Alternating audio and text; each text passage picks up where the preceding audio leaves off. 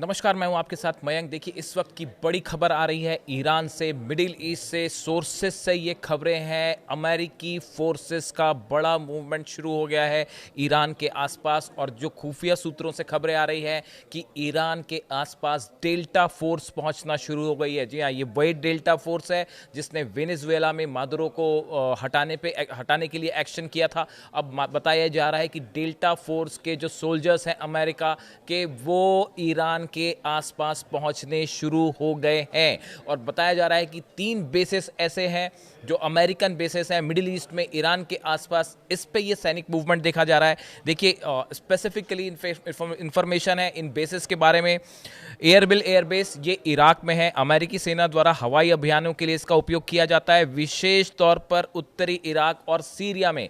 देखिए, जो खबरें आ रही हैं उसके मुताबिक ये जो अमेरिकन फोर्सेस का मूवमेंट हुआ है वो ऐसे बेसिस पर हुआ है जहां पे अमेरिका के पहले से फाइटर जेट्स हैं, और इसका इस्तेमाल अमेरिका सीरिया पे करता रहा है। सीरिया पे जो है हमले के लिए इस्तेमाल करता रहा है, ताकि इस बात का लोगों को ज़्यादा जानकारी ना हो पाए कि ये मूवमेंट क्या ईरान के लिए है या किसी तरह का मिलिट्री मूवमेंट नॉर्मल है, इसकी जानकारी ना हो पाए। इसीलिए ऐसे एयर बेसिस पे ये मूवमेंट है जो कि इराक में है। खासतौर पर एरबिल एयर बेस है। देखिए, ये उत्तरी इराक और सीरिया के बॉर्डर के करीब है, और यहाँ से जो ऑपरेशंस है अमेरिका करता रहा है। हाल ही में जो सीरिया में स्ट्राइक्स हुई थी आईसिस के ऊपर, उस पर भी इस बेस का इस्तेमाल किया गया था। यहाँ से कुर्द जो लड़ाके हैं उनके ऊपर भी हमला करने में इनका इस्तेमाल होता रहा है। देखिए, इसके अलावा जो दूसरा बेस है जिसकी जानकारी आई है वो है अल असद एयरबेस। ये भी इराक में है, और बताया जा रहा है कि ये दोनों एयरबेस पे ऐसी ही जानकारी जो है अल उदीद एयरबेस को लेकर भी है, लेकिन वहाँ पे पहले से चूंकि 100 से ज़्यादा लड़ाकू विमान अमेरिका के हैं, इसलिए उसके बारे में कोई स्पेसिफिक बात नहीं कही जा सकती। लेकिन एयरबिल एयरबेस और अल असद जो हवाई अड्डा है, यहाँ पे बड़ा मूवमेंट देखा जा रहा है अमेरिकन फोर्सेस का। खास तौर पर जो इन्फॉर्मेशन आई है वो कि डेल्टा फोर्स का वहाँ पहुँचना एक कान खड़े करने वाली खबर है। ये वही डेल्टा फोर्स है जिसने मादुरो के खिलाफ ऑपरेशन किया। इतना ही नहीं, MH-60 ब्लैक हॉक्स और MH-47 चिनूक हेलीकॉप्टर्स जो हैं, इनका मूवमेंट भी इराक में अमेरिकन बेसिस पर सुनने को आया है। और गौर करने वाली बात है, इन्हीं का इस्तेमाल वेनेजुएला में किया गया था। क्या इसका मतलब ये है कि अब ईरान को लेकर कोई बड़ा एक्शन हो सकता है?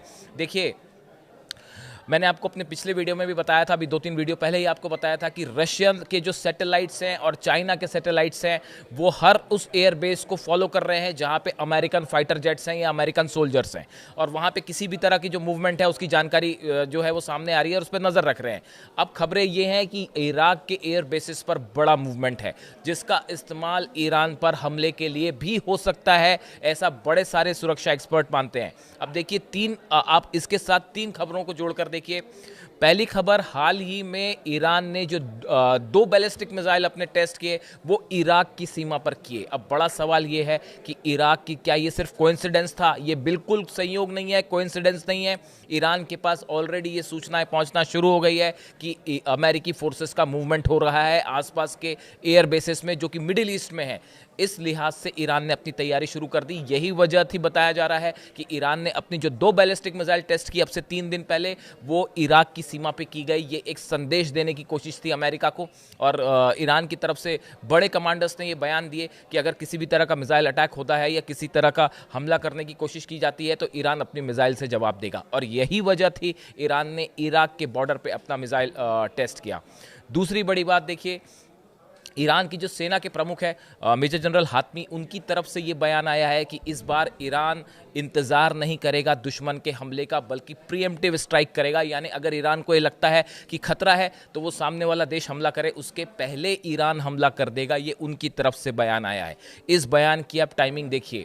इसके अलावा अली खामनेई साहब की तरफ से जो लेटेस्ट बयान है उस पर उन्होंने ये कहा कि मिडिल ईस्ट से अमेरिका को बाहर करना बेहद ज़रूरी है। जब तक बाहर नहीं किया जाएगा तब तक यहाँ शांति नहीं हो सकती। और उन्होंने अपील की रशिया से, चाइना से और मिडिल ईस्ट की कंट्रीज से कि मिल के अमेरिका का मुकाबला कीजिए। ये जो बयान है ये इंडिकेशन दे रहे हैं इस तरह का कि ईरान के पास भी ये जानकारी है कि एक बड़ा मिलिट्री मूवमेंट हो रहा है ईरान के आसपास। और देखिए जिस तरह से ईरान में प्रदर्शन हो रहे हैं, अभी कई जगह से खबरें आई, कई शहरों से खबर है कि लोग सड़कों पर हैं।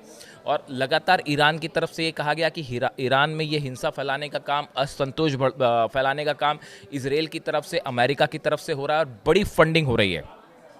बड़े सारे सुरक्षा एक्सपर्ट ये मानते हैं कि ईरान के इन हालात का फ़ायदा उठाकर इसी प्रदर्शन के बीच बड़ी स्ट्राइक हो सकती है, ईरान के ऊपर हमला किया जा सकता है। और शायद इसी बात का इंतज़ार हो रहा है कि प्रदर्शन अपने पीक पर पहुंचे, उसी दौरान हमला कर दिया जाए। ये जानकारी ईरान के पास भी है। इसी वजह से जो खास तौर पर इराक और ईरान का बॉर्डर है, इस पर ईरान ने अपनी सबसे घातक मिसाइल्स तैनात कर दी हैं। और सब के सब, जैसा कि पहले कहा गया, ईरान के सभी कमांडर्स की तरफ से कहा गया, अली खामेनी साहब के जो एडवाइज़र्स हैं उनकी तरफ से ये बयान आए। उसके बाद अमेरिका के जितने एयर बेसेस हैं सब पर निशाना साधते हुए लॉन्च पैड पर मिसाइल्स तैयार हैं। और अब ये भी खबरें हैं ईरान से कि अब तक ईरान ने जिन मिसाइल्स का इस्तेमाल नहीं किया या 12 दिन की जंग के बाद जो नई मिसाइल्स तैयार की गई हैं उनको भी डिप्लॉय कर दिया गया है। यानी पिछली बार हमने जो मिसाइल्स देखी जो इजराइल पर गिरी थी, फतेह 2 मिसाइल, खुर्रम शहर मिसाइल, सेजिल मिसाइल, इसके अलावा भी कुछ मिसाइल्स का इस्तेमाल ईरान कर सकता है, खास तौर पर अमेरिकन बेसिस के लिए। और इराक के बॉर्डर पर खास तौर पर जो नज़रें जमी हुई हैं वो इराक के बॉर्डर पर जमी हुई हैं। फिलहाल B-2 बॉम्बर्स के मूवमेंट की कोई जानकारी नहीं है। B-2 बॉम्बर्स को लेकर कोई डेवलपमेंट की कोई खबर नहीं है। लेकिन F-35 जेट्स, इसके अलावा मैंने आपको जो 2 नाम बताए, MH-60 ब्लैक हॉक्स हेलीकॉप्टर्स और MH-47 चिनूक हेलीकॉप्टर्स, इनका मूवमेंट इराक में हुआ है। और इस बात को लेकर ज़बरदस्त अलर्ट ईरान में, ईरान की सेना IRGC पूरी तरह से तैयार है।